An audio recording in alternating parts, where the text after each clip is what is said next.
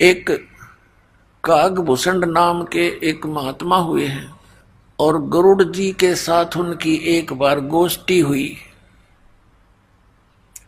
आपस में दोनों मिल गए। गरुड़ जी कौन है? भगवान विष्णु के वाहन गरुड़ पक्षी।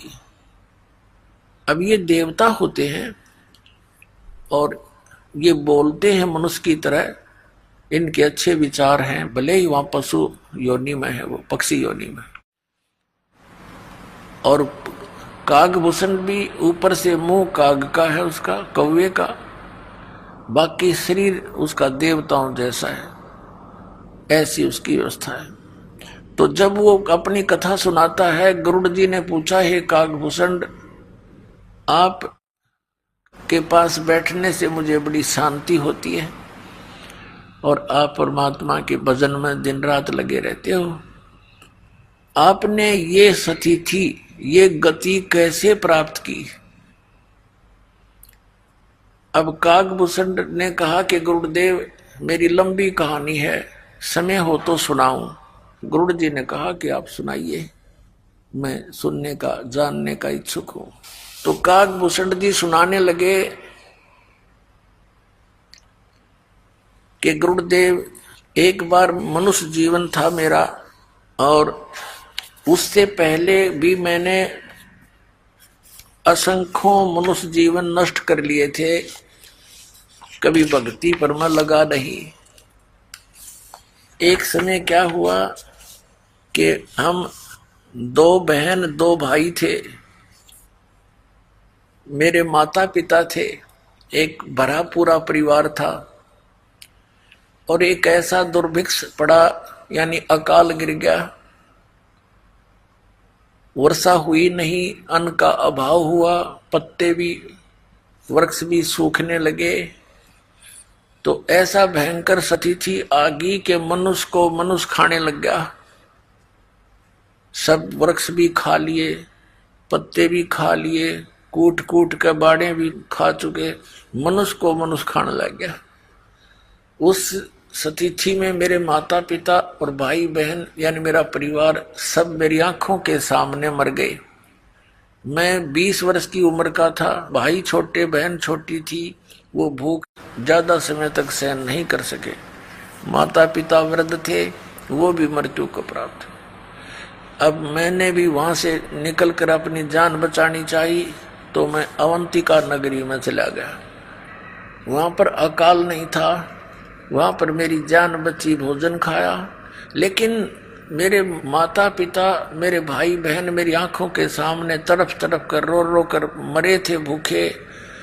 उस स्थिति से मैं बहुत दुखी था और ये सोचा करता था, हे परमात्मा, ये क्या जीवन हुआ? कल तक तो देखो हम कितने ठाठ से भाई बहन माता पिता के साथ प्यार से रह रहे थे, आज मेरा सारा नाश हो गया, ये क्या हुआ? क्योंकि इंसान जब घना दुखी होले है, तब उसने परमात्मा का आश्रय दिखाई देता है। एक मंदिर में एक शिव का भक्त ब्राह्मण कथा कर रहा था, तो मैं वहां जाकर बैठ गया कि यहाँ कोई रोटी टोक मिलेगा। ब्राह्मण कथा कर रहा था, सभी उठकर चले गए, मैं बैठा रह गया। ब्राह्मण ने पूछा कि आप कैसे बैठे हो बेटा? मेरी आंखों से आंसू गिरने लगे। ब्राह्मण बड़ा दयालु था, उसने कहा, क्यों रो रहा है बेटा, बता, अपना दुख बता। मैंने सारी कहानी बताई ब्राह्मण को। उसने कहा, बेटा तू मेरे पुत्रवत है, मेरे पास रहे, इस मंदिर में सेवा कर, रोटी खा, चिंता ना कर बेटा, यहाँ तो पता नहीं क्या क्या आपदाएं मनुष्यों पर आती है, और तुम्हारा संस्कार था, उनका इतना ही समय था, तो काफी संतुष्ट मुझे किया, मैं वहां रहने लग गया। अब वो विप्र प्रतिदिन कथा करे भगवान की और मुझे कहे, बेटा दीक्षा ले ले, भक्ति कर ले, और मेरे मन में कति इच्छा नहीं हो नाम लेने की, मैं टाल मटोड़ कर दूं जी, फिर देखूंगा। अब कागभूषण जी बता रहे हैं गुरु जी को कि ऐसे 6 महीने बीत गए, रोज कथा सुनूं, बैठा रहूं, कति हृदय में बातें नहीं आवे, अग नाम ले लूं, दीक्षा ले लूं, 6 महीने तक जब ये कथा सुनता रहा और विपर मेरे को प्रतिदिन दूसरे तीसरे दिन कह देता, बेटा देखो मनुष्य जीवन परमात्मा की भक्ति के लिए मिला है, इसके बिना तो ये पशु जैसा जीवन है, और देखो यहाँ क्या क्या घटनाएं घट जाती है, ये झूठा संसार है। जबकि मेरे इतनी चोट लग चुकी थी, मैं इतना पापी था, ये कह रहा था काकभूषण कि मैं इतना निकम्मा आदमी था, मैंने असंख्यों जन्म मनुष्य जीवन बर्बाद कर चुका था मैं। और 6 महीने तक लगातार सत्संग सुनकर तब मेरी आत्मा में जगह बनी, थोड़ी सी दीक्षा ले लूं। 6 महीने के बाद मैंने दीक्षा ले ली। फिर क्योंकि ये पिछले जो पाप हैं ये कहीं ना कहीं दबाव दे ही जाते हैं। जो गुरुजी कथा किया करते थे, सत्संग सुनाया करते थे, वो मुझे भी याद हो गया। अब गुरुजी अपना घर चले जाते थे, मंदिर में सत्संग आदि करके, फिर बाद में भी भक्त आते रहते थे, तो मैं कथा सुनाने लग गया उनको। और मेरी आवाज भी बढ़िया गुरुजी से, क्योंकि मैं युवा था, वो वृद्ध हो रहे थे 50, 60, 70 साल के, और वही कथा वो सुनावर मैं अच्छा लतीफेदार ढंग से गा गू कर खूब बढ़िया सुनाने लगा। तो जो आने वाले श्रद्धालु थे उनकी आस्था मेरे में घनी होगी और मेरी प्रशंसा करें, अको हो आपकी तो बड़ी गजब की आवाज है, आप तो कोयल सी बोलती है, वाह वाह वाह, हृदय में लगती है। अब श्रद्धालु तो श्रद्धालु ही होते हैं, राम की कथा कोई सुना दे अच्छी लगती है, और कोई गा गू का ढोलक ढालक बांध के सुना दे और ज्यादा, क्योंकि कान का विषय प्रबल है। पुण्यात्माओं, इस प्रकार ये जीव मार खाता है। और पुण्यात्माओं, जैसे कई भक्त अनजानपने में कहते हैं, जैसे दास पहले देखा करता था, ये कबीर पंथी विशेष कर क्या करते हैं, एक तारा लेकर के गाते हैं परमात्मा की वाणी शब्दों को, और बड़े सुरीले सुर में गाते हैं, बड़ी लय से गाते हैं। कोई तो फिल्मी गानों पर भी तबले तबले बांध कर परमात्मा की वाणी सुनाते, और फिर क्या कहते हैं, भाई इसकी आवाज बहुत बढ़िया है, भाई तो सुना। वो दूसरे को बैठा देते और उसको खड़ा कर देते, दूसरा कहता है इसकी और सुन, दो बोल देख यू क्या सुनाएगा, वो तीसरे ने खड़ा कर दे, वाह भाई वाह, इसकी और गजब की आवाज, तो सुना भाई। अब यहाँ परमात्मा कहते हैं ये तो शराबी होते हैं ना, शराबी, वो करा करें ऐसी बातें, इसकी आवाज बढ़िया है, इसकी आवाज घटिया है, अरे कोई बात है। अब जैसे किसी का चोरी होगी और एक व्यक्ति ने आके कहा कि भाई आपके घर में चोरी हो गई है, यदि उसने कोई भांग या शराब नहीं पी रखी होगी तो इतनी बात पर्याप्त है, और जय उसने कर रखा हो नशा, और उसको कोई कहे कि आपके घर पर चोरी होगी,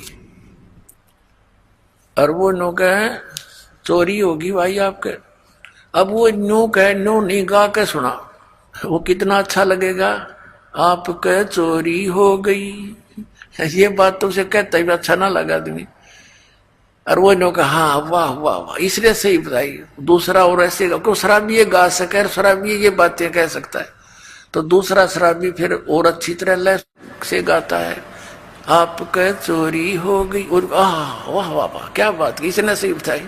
अरे मूर्ख, यदि इतना बतेरा था, कोई किसी भाषा में समझा दे भाई चोरी हो गई आपके घर में, जब होश में हो तो तुरंत फड़क ले आदमी और उठ कर चल पड़े, जाके देखो कितना नुकसान हो गया। और कोई न कहे इसकी आवाज बढ़िया नहीं, इसकी बढ़िया लगी, तो ये दोनों शराबी हैं, वो यानी अज्ञानी है, मूर्ख है। अरे इतनी सी बात, परमात्मा कहते हैं कोट जन्म तन भ्रमत हो गया, कुछ ना हाथ लगा रे, और कुकर सुकर खर बोरे कौआ हंस पुकारे, कोट जन्म तू राजा की ना मिटी न मन की आशा, और भिक्षुकों के दर दर घूमा, ये मिला ना निर्गुण रासा। जैसे एक बहन का इकलौता पुत्र मर गया, और वह रो रो के पद्य भाग की तरह बोल रही थी, हे बेटा अब मेरा क्या होगा, तो वो गा नहीं रही थी, वह रो रही थी। तो संतों ने जो ये शब्द बनाए हैं ये हमारे लिए इसलिए बनाए हैं कि जब आदमी रोते हुए गाता है उसका असर न्यारा होता है। और उसको सिंपल वे में भी बोला जा सकता है कि यूं सौदा फिरना ही संतो ये सौदा फिरना ही, ये लोहे जैसा ताव जाते काया देश राही। तीन लोक और भवन चतुर्दश सब जग सौदे आही, और दुगने तिगने किए चौगने किन्हों मूल गवाई। फिर क्या बताते हैं कि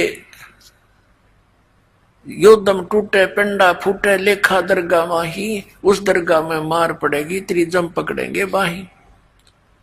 फिर क्या बताते हैं कि बांध पिंजड़ी आगे धर लिया मरगट को ले जाही, अग्नि लगा दिया जद लंबा फूक दिया उस ठाई। फिर क्या बताते हैं कि फिर पीछे तू पशुआ की जय गद्दा बैल बनाई, ये 56 भोग कहा मन बोरे कि कुर्डी चढ़ने जाई। तो पुण्यात्मा गा के सुनाने की बात है, ये तो गाना रोने के हिसाब से है।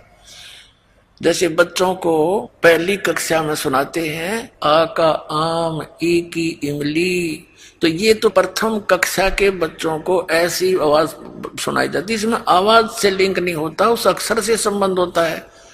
आ से आम, आम कैसा होता है, वो आ अक्षर कैसा है। तो ये व्यवस्था जो गाने में स्वर ने देख करके जो करते हैं तो वो मूर्ख और भोली आत्मा होती है जिन्हें पता नहीं अध्यात्म मार्ग का। तो क्या बताया कि नर से तू पशुआ की जय और गद्दा बैल बनाई, ये 56 भोग कहा मन बोरे कि तो कुर्डी चढ़ने जाई। बताइए गान की चीज है, ये तो रोण की बातें हैं कि मनुष्य जीवन छूट गया, भक्ति करी नहीं तो गद्दा बैल बनाई। ओए होए, आपकी सुरत, आपकी दृष्टि, सोच, चिंतन उस गधे की जीवनी पर जानी चाहिए। भगवान की वाणी ये दास जब बोलता है नर से तू गधा बनावे गद्दा बैल बनाई, ये 56 भोग कहा मन बोरे कि तो कुर्डी चढ़ने जाए। आज आप देख कितना सुंदर पवित्र आहार करते हो, रोटी हलवा खीर पूरी, प्यास लगे जब जल पी लें, भूख लगे रोटी खावें, जब भी इच्छा हो जाती है। तो कहते हैं परमात्मा ने ये सुविधा आपको इसलिए दी है कि आप भक्ति करो परमात्मा की, और उसको ना करके फिर क्या होगा, पीछे तू गद्दा बैल बनाई और ये 56 भोग कहा मन बोरे तो कुर्डी चढ़ने जाए। तो ये स्थिति हो जाएगी। तो पुण्यात्मा अब काग बुसट के साथ ये ऐसी ही घटना घटी। 4 बातें सीख के गाना सीख लिया और उसके प्रशंसक हो गए कई, जैसे श्रोता आते थे, उसके अंदर अभिमान भर गया। गुरुड़ जी को बता रहा काकभूषण कि एक दिन मैं बैठा था, आसपास मेरे वो भगत प्रशंसक विराजमान थे। गुरुजी आए मंदिर के अंदर भगवान शिव की पूजा करने के लिए, तो मैंने बैठे बैठे प्रणाम कर लिया, उठा नहीं, मैं उठ के उनका सत्कार नहीं किया गुरुजी का, जो एक नियम होता है। और मैंने सोचा मेरी बेइज्जती हो जाएगी, मेरे चेले बैठे हैं आसपास ही, तो खड़ा होऊंगा, तो मैंने अपने आप मैंने सोच लिया, अभिमान हो गया। तो गुरुजी ने तो इस तरफ ध्यान नहीं दिया, क्योंकि उनकी तो धुन थी अपनी पूजा करूं जाके। वो तो मंदिर में भगवान शिव के जो मूर्ति थी वहां बैठ के भक्ति करने गया।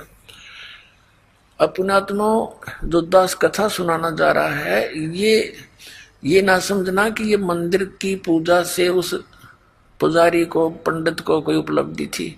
वो पूजा तो आप कहीं कर लो, घर पे बैठ के कर लो, सच्चे दिल से जिस भी इष्ट की आप पूजा करोगे, साधना करोगे, जितनी उस इष्ट की सामर्थ्य है उतनी मदद आपकी अवश्य करेगा। कबीर साहब कहते हैं जो जाकी सरना बसे ताको ताकी लाज, और जल सुई मछली चढ़ जाइए बह जाते गजराज। अब जैसे जल ऊपर से गिर रहा है ऐसे झरना टाइप, तो उसके सामने तगड़े से तगड़ा हाथी भी, शक्तिशाली हाथी भी खड़ा हो तो उसको भी वो जल बहा ले जाता है, पटक देता ठाके। और मछली को अलाउड कर रखा है उसने, तो कितने घूम, क्योंकि वो उससे एक विशेष लगाव रखती है जल से। उसने उसके अपनी सारे नियम तोड़ दिए उसके लिए।